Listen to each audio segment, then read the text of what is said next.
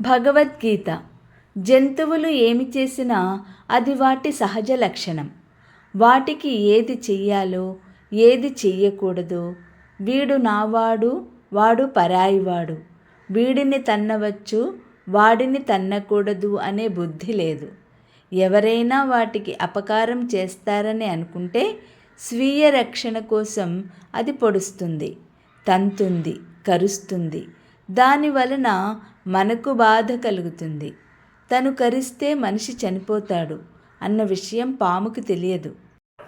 ఆత్మరక్షణార్థము కరవడమే దానికి తెలిసిన పని. కానీ మనిషి అలా కాదు. ఎదుటివాడు మనకు అపకారం చేసినా మనం ఉపకారం చెయ్యాలి అనే మంచి గుణం మనకు ఉంది.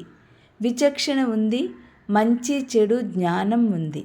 అందుకని మనం ఏ కర్మ చేయాలి ఏది చెయ్యకూడదు అనే జ్ఞానం మనకుంది.